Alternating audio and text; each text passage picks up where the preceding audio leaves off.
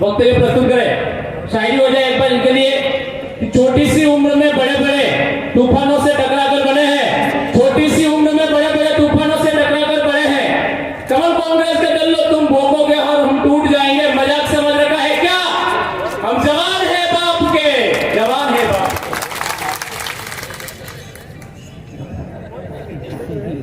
आज उदयपुर लोकसभा की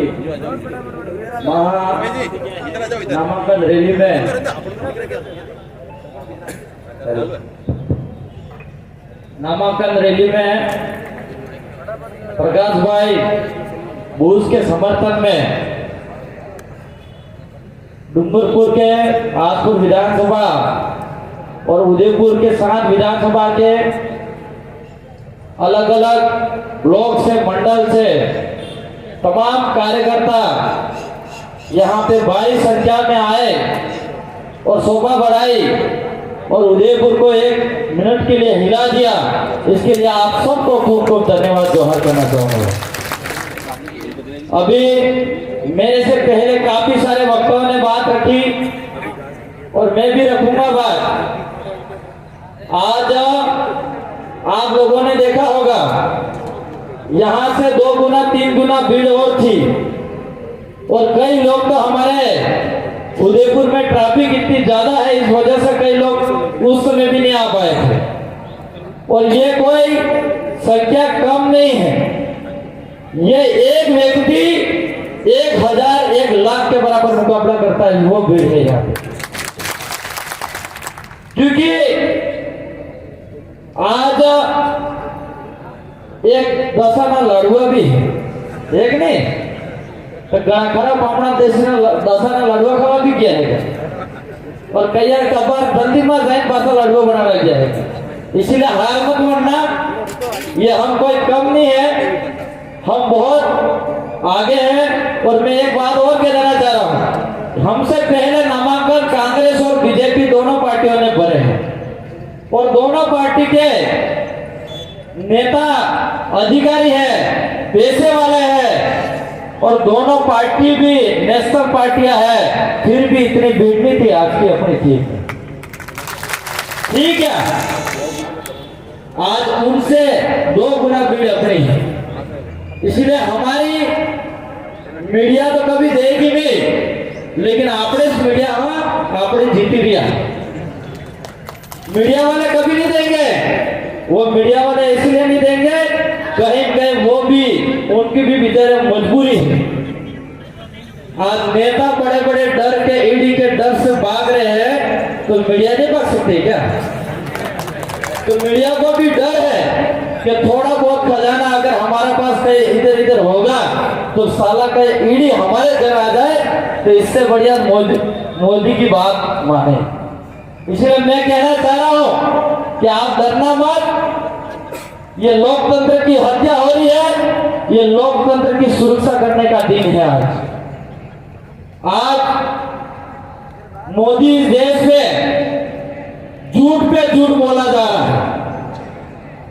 आज हमारे कई लोगों के, आदिवासियों की जमीन हड़प ली, आज फिर भी कह रहा है कि आदिवासियों को पट्टे दिया जा रहा है, फिर भी कह रहा है आदिवासी के हक अधिकार की बात करता, बोलता है कि बोलता।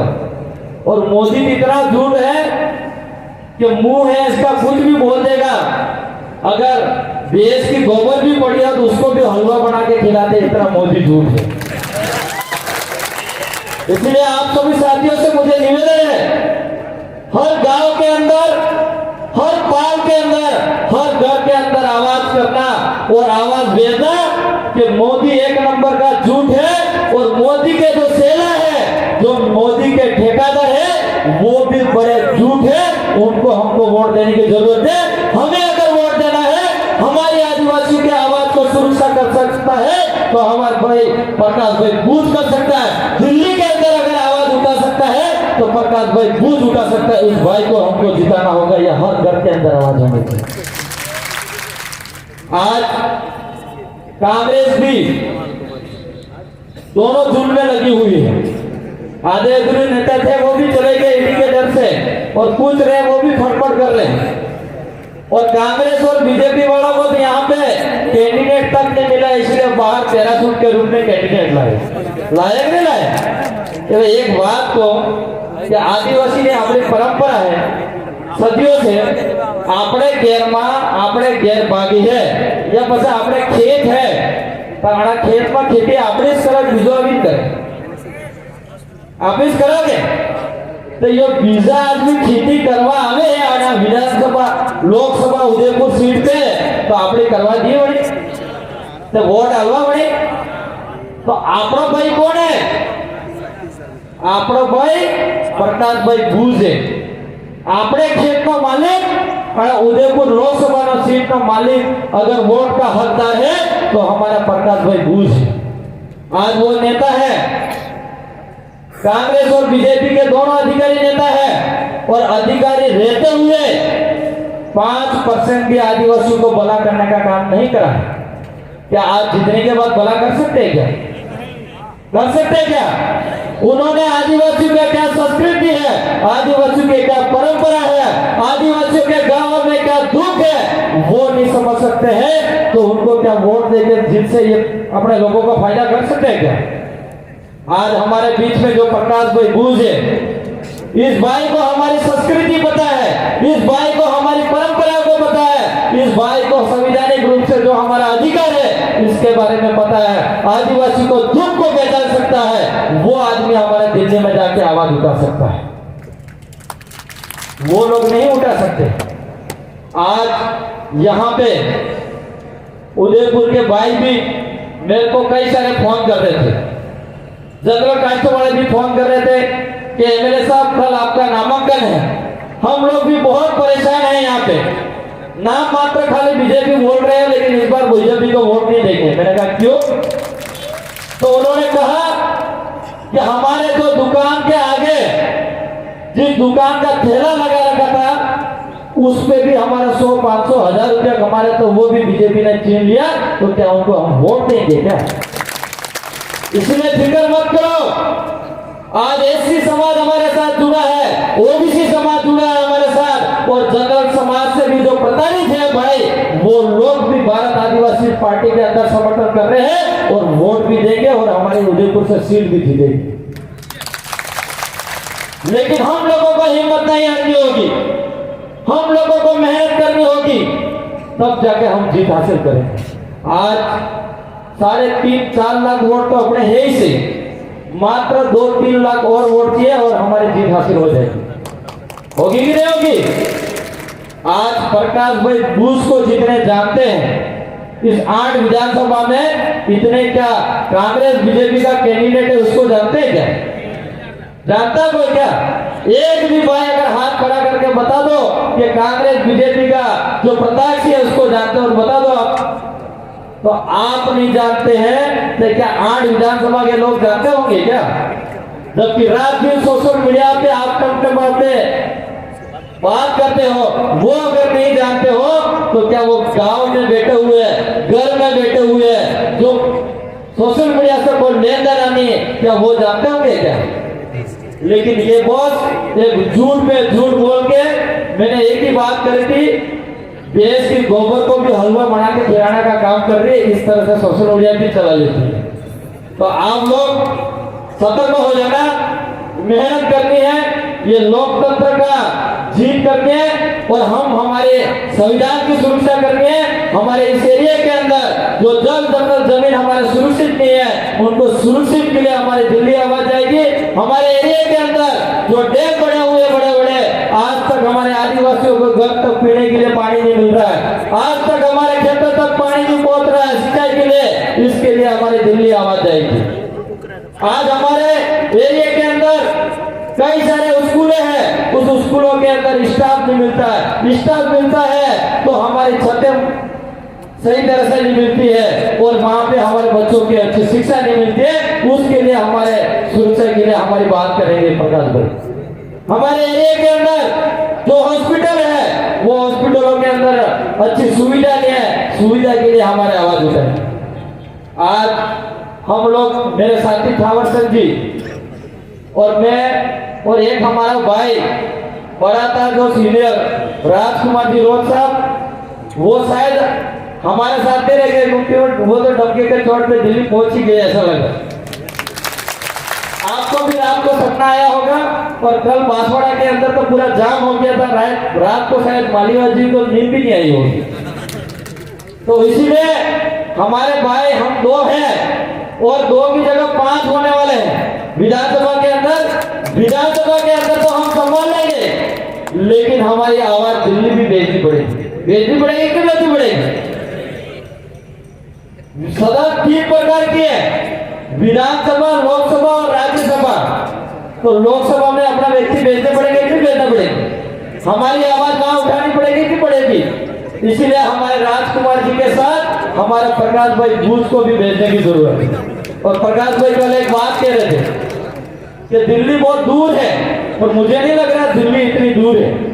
और ये कह रहे थे कि एक गाड़ी है, एक गाड़ी में दिल्ली दूर है, इसलिए 2 ड्राइवर की जरूरत है। तो मेरे को भी उनके साथ कर देना है।